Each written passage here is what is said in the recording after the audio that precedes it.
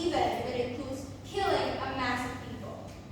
Free speeches, and they tell you that revoking human rights is also part of a human rights violation because simply you're not allowing these countries to stand on their own. And they even compared Israel to do human rights violations, saying that it is okay as long as they're standing independently. We don't see why this is feasible and why is this correct. They were able to say that we did not think of the aftermath when we tell you that we need to revoke Myanmar. When we spent 3 speeches defending exactly why it is okay. We spent time during PM to explain to you why principally and practically it is okay to do that. And it is simply because principally the junta people, the people running Myanmar right now is simply so evil that you do not have you can't simply just allow these people to continue reigning in Myanmar. And they never engaged, to our case, a single bit. That is why proposition wins. And another thing, we explained to you that even if the sanctions, which they think is such a valid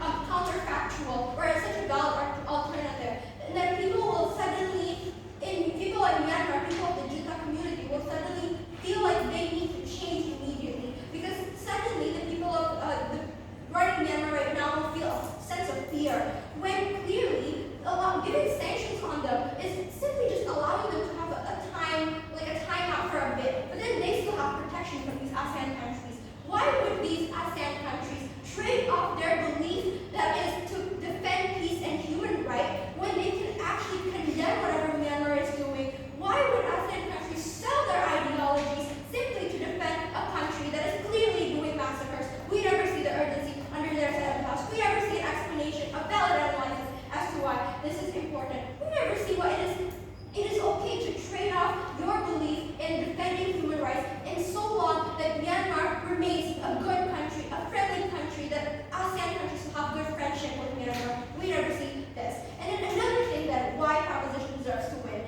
because under opposition side of the house, they are still allowing people to do massacres and then tell them that it is okay to have a second chance. They say it is okay for the junta people to suddenly be nice one day and say sorry and pretend as if nothing has ever happened. That's why I just give them a sanction, right? But then we tell you that the people being harmed by the junta, the vulnerable people, they don't have the moral obligation to suddenly forgive and forget. How are you going to forgive and forget when you've been stripped away from your family, stripped away from your home? How are you still having that capacity to forgive and forget for a country that is clearly failing you in once and for all, right? Hence, your whole idea about why they deserve a second chance does not stand. Your whole idea as to why this country should have free will and defend it and doing whatever they want to a country is also false, because we tell you it is okay to intervene in a country's wrongdoing as long as it means that the country that is doing these harmful actions are going to stop these human rights violations.